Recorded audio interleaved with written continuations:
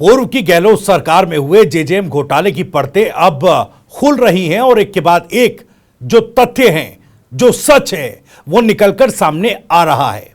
आज के सवाल क्या है?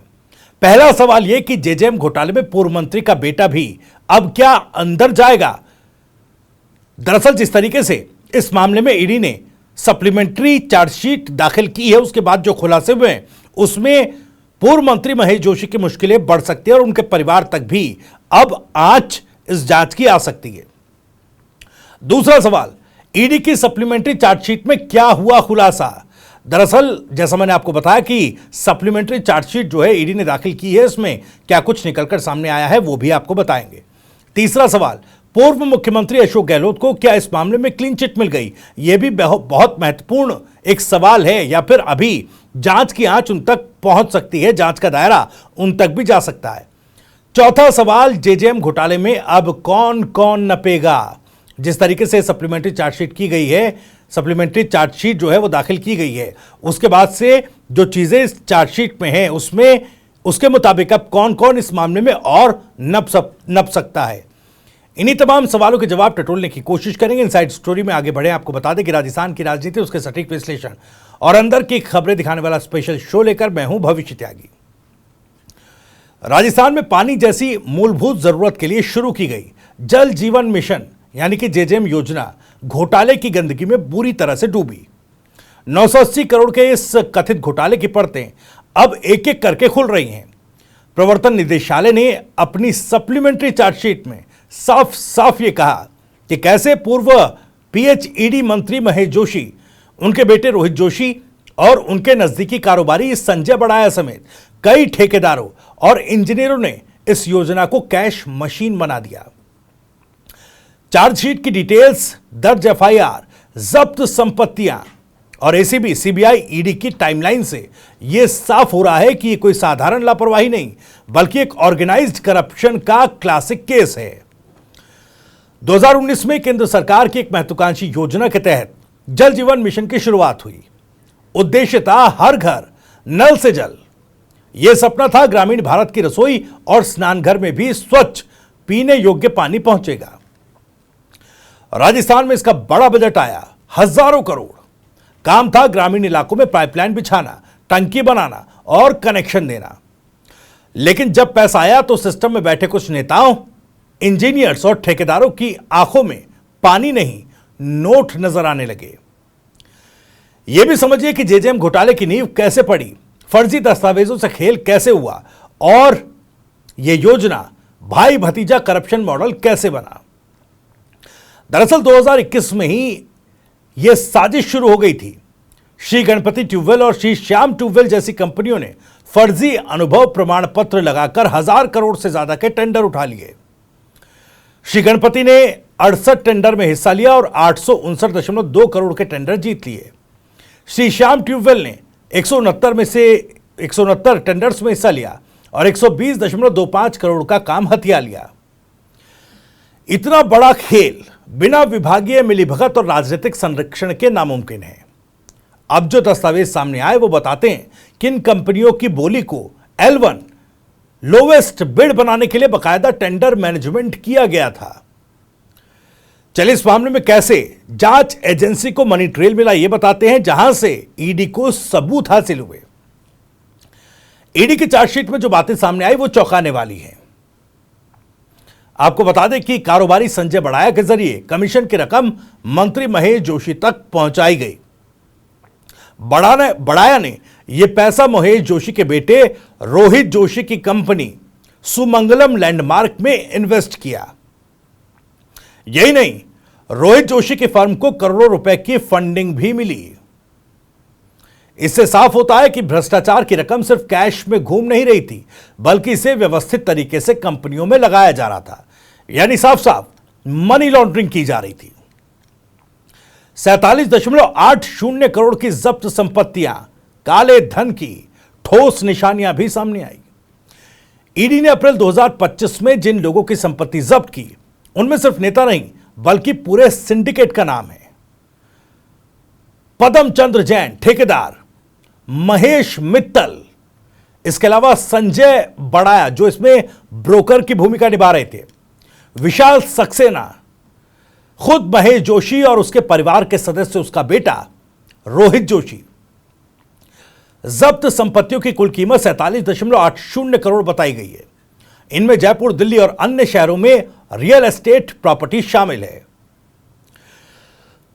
कैसे एसीबी, ईडी और फिर सीबीआई इस केस में ट्रिपल एक्स एजेंसी बनी, यह भी समझिए।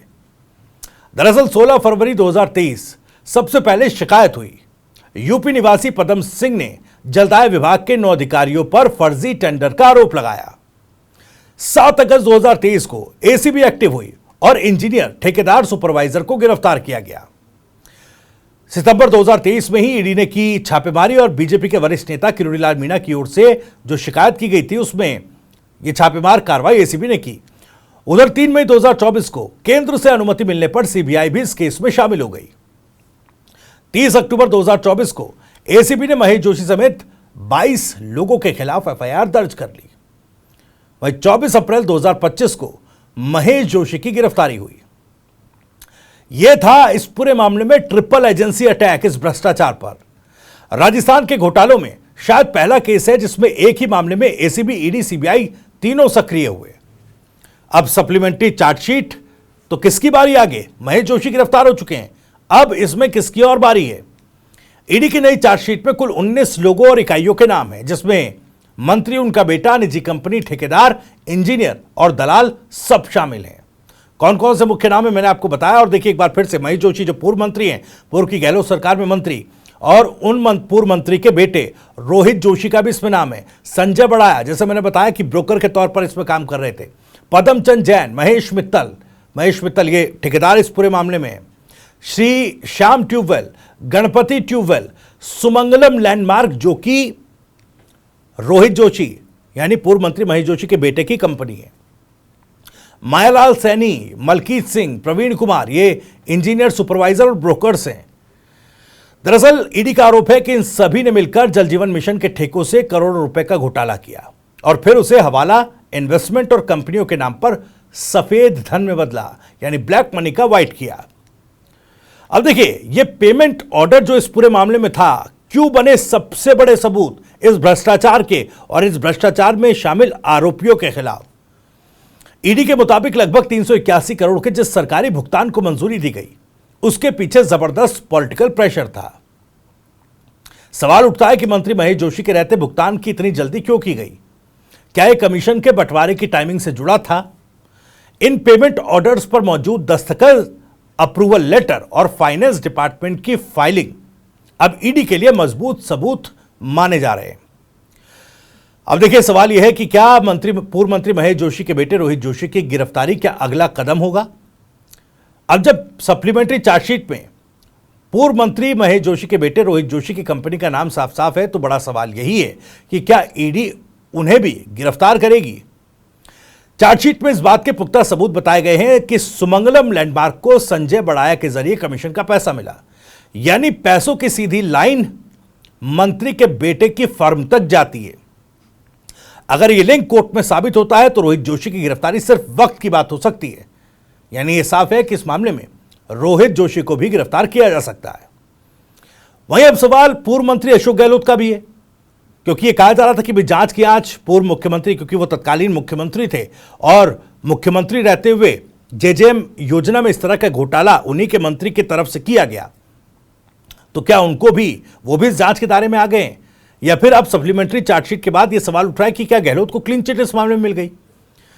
दरअसल यह सबसे बड़ा राजनीतिक सवाल खड़ा हो रहा है। क्या इस पूरे मामले में पूर्व मुख्यमंत्री अशोक गहलोत की भूमिका की जांच हुई? क्योंकि महेश जोशी उनके बेहद करीबी भी माने जाते रहे और तत्कालीन मुख्यमंत्री भी हैं।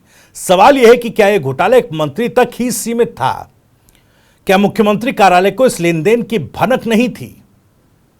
ईडी की चार्जशीट में गहलोत का नाम नहीं है और ना ही कोई इशारा है, लेकिन सियासत में बहस जरूर तेज हो गई है कि क्या गहलोत जानबूझकर जांच से बाहर हैं या सच में उनके खिलाफ कोई सबूत नहीं मिला। जब एक गरीब महिला सुबह 4 बजे उठती है और पानी की बाल्टी भरने के लिए कतार में लगती है, तो उसे नहीं पता होता कि हर घर जल योजना पर कोई मंत्री और उसके बेटे ने महल खड़े कर लिए। जल जीवन मिशन जैसे जन कल्याणकारी योजना को जब ऐसे भ्रष्टाचार की भेंट चढ़ाया जाता है तो सिर्फ पैसे की चोरी नहीं होती, जनता के भरोसे की भी हत्या होती है। इस मामले में कानून कितना तेज और निष्पक्ष काम करता है तो आने वाले वक्त में तय होगा, जो तय करेगा कि भारत में वाकई करप्शन फ्री गवर्नेंस का सपना कभी पूरा हो पाएगा या नहीं। खैर, फिलहाल इस वीडियो में इतना ही। जानकारी और वीडियो पसंद आया तो वीडियो को लाइक करें, ज़्यादा से ज़्यादा शेयर करें। आप भी इस मामले पर कुछ कहना चाहते हैं तो कमेंट बॉक्स आपके लिए खुला है। अपनी बात, सवाल और राय कमेंट बॉक्स के जरिए हम तक पहुंचा सकते हैं। राजस्थान से जुड़ी और भी तमाम खबरों को सबसे पहले जानने के लिए सब्सक्राइब जरूर कर लीजिए। TV9 राजस्थान। नमस्कार।